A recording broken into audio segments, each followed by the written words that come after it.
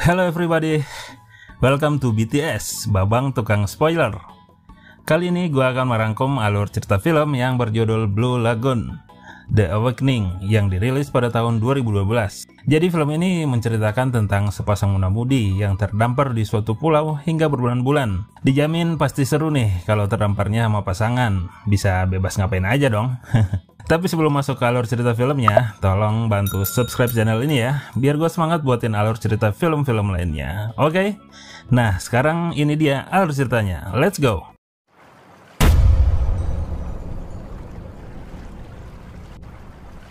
Film dimulai dengan menunjukkan seorang pemuda sekaligus pemeran utama di film ini, yang bernama Dan, atau Udin aja kali ya. Jadi si Udin ini mempunyai sifat yang suka menyendiri, sehingga dia kurang bergaul di sekolahnya. Berbeda dengan Endang, seorang gadis cantik yang sangat pandai bergaul, memiliki banyak teman dan termasuk gadis populer di sekolah itu. Ceritanya si Udin dan Endang ini sudah saling memperhatikan sejak lama, bahkan si Udin sampai diam-diam menjadi pengagum rahasia si Endang. Suatu ketika, sekolah mereka mengadakan study tour ke Trinidad. Semua siswa sangat antusias untuk ikut ke study tour tersebut, termasuk Endang dan teman-temannya. Tapi berbeda dengan si Udin, dia tampak malas mengikuti acara itu. Tapi setelah dibujuk oleh bapaknya, dengan terpaksa akhirnya dia juga ikut acara tersebut. Singkat cerita, ketika mereka telah sampai ke Trinidad, sesuai tugas sekolah, mereka bekerja untuk aksi sosial, yaitu untuk membantu renovasi sekolah yang ada di sana. Lalu pada suatu malam ketika Endang dan semua siswa pergi mengikuti sebuah pesta yang diadakan di sebuah kapal, mereka semua pergi tanpa izin atau sepengetahuan guru mereka. Pesta itu berlangsung meriah dan hingga pada akhirnya kapal itu dihampiri oleh aparat keamanan yang sedang berpatroli malam itu. Suasana pesta di kapal menjadi menegangkan dan mereka semua panik, dan bahkan di antara mereka ada yang membuat obat terlarang ke laut. Di tengah kegaduhan tersebut, Endang tanpa sengaja jatuh ke laut, tapi untung saja si Udin melihatnya. Udin langsung terjun dan menolong Endang, lalu mereka berdua naik ke atas perahu karet yang terikat ke kapal itu. Tanpa berpikir lama, Udin segera memotong tali tersebut, bermaksud agar mereka tidak tertangkap dan tidak terkena masalah. Tapi sialnya ternyata perahu karet tersebut tidak memiliki mesin. Ditambah lagi, hujan dan petir membuat mereka berdua semakin panik. Lalu perahu mereka diterjang ombak yang sangat besar sehingga mereka terseret ke tengah lautan. Sementara itu di penginapan, guru mereka dengan terpaksa harus menyudahi study tour dan seluruh siswa akan dipulangkan ke rumahnya masing-masing karena kejadian tersebut. Tak lama kemudian, teman-teman Endang dan Udin baru menyadari bahwa kedua temannya itu tidak ada bersama mereka. Sementara Udin dan Endang yang terapung di tengah lautan, dari kejauhan mereka melihat sebuah pulau, lalu dengan sekuat tenaga mereka mendayung perahu tersebut hingga sampai ke tepi pantai. Saat sampai di pulau itu, mereka meninggalkan perahu, kemudian Udin mengambil sebuah flare gun untuk berjaga-jaga, siapa tahu nanti dibutuhkan. Sementara itu kedua orang tua mereka yang telah mendengar kabar tentang anak mereka yang hilang, mereka mulai cemas dan mereka memutuskan untuk langsung terbang ke Trinidad untuk mencari informasi tentang keberadaan anak mereka. Sementara itu, Udin dan Endang terus berjalan menelusuri pulau tersebut, berharap mendapat pertolongan di sana. Di tengah penelusuran, mereka menemukan sebuah air terjun yang begitu indah. Udin mengajak Endang berenang, namun Endang menolak karena ingin melanjutkan perjalanan.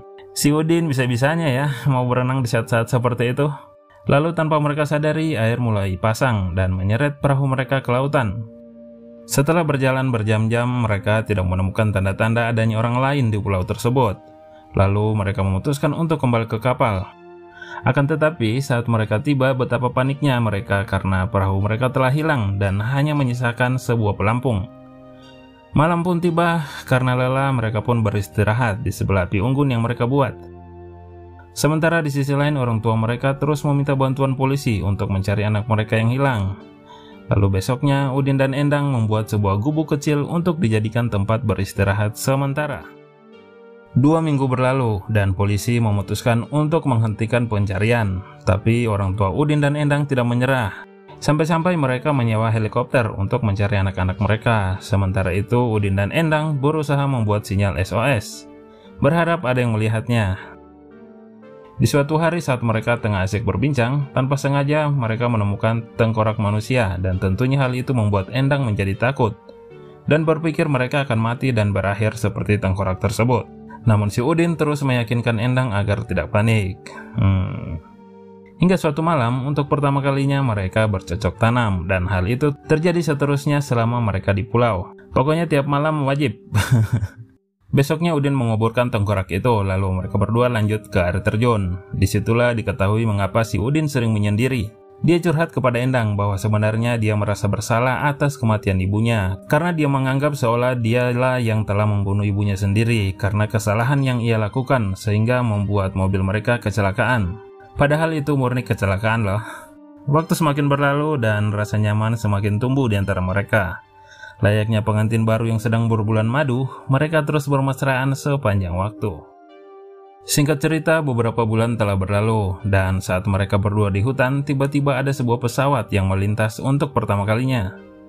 Udin berusaha ngasih kode untuk pertolongan, dan dia mencari pistol flare gun yang tadi, namun ia tidak menemukannya. Hingga mereka kehilangan kesempatan yang mungkin tidak akan datang lagi. Terpaksa mereka harus kembali bertahan hidup di pulau itu. Suatu ketika Endang merasa mual-mual dan Udin sangat takut kalau Endang hamil. Karena tidak ada yang bisa dimintai pertolongan di tempat seperti itu. 3 bulan kemudian ada lagi pesawat yang melintas dan mereka berhasil menambahkan pistol flare gun. Lalu berhasil menarik perhatian pilot pesawat tersebut. Akhirnya mereka berhasil diselamatkan dan ketika sampai di bandara mereka disambut meriah oleh teman-teman dan keluarganya. Setelah itu keluarga Endang mengadakan pesta untuk merayakan kembalinya putri mereka. Endang pun kembali menjauhi Udin dan seperti tidak terjadi apa-apa di antara mereka. Lalu saat acara pesta dansa di sekolah, Endang berangkat bersama adik dan teman-temannya. Namun seperti biasa, Udin lagi-lagi malas untuk pergi. Bapaknya melihat Udin, lalu membujuknya lagi untuk pergi bersenang-senang bersama teman-temannya. Sementara itu di tengah pesta, saat Endang tengah mencari pasangan dansanya, tiba-tiba ia dikejutkan dengan si Udin yang berdiri tegak menggunakan jas di tengah derasnya hujan. Lalu Endang menghampirinya dan mereka pun berdansa di bawah deras hujan tersebut. Ternyata Endang tidak akan pernah bisa melupakan si Udin. Iyalah, secara gitu ya. Kan madu bulannya udah duluan. Dan akhirnya mereka hidup bahagia selamanya dan film pun tamat. Nah guys, gimana alur ceritanya? Mau lagi? Makanya subscribe dulu dong, biar gue bikinin lagi alur cerita film yang lainnya. Jangan lupa pencet loncengnya juga ya. Thank you guys, bye.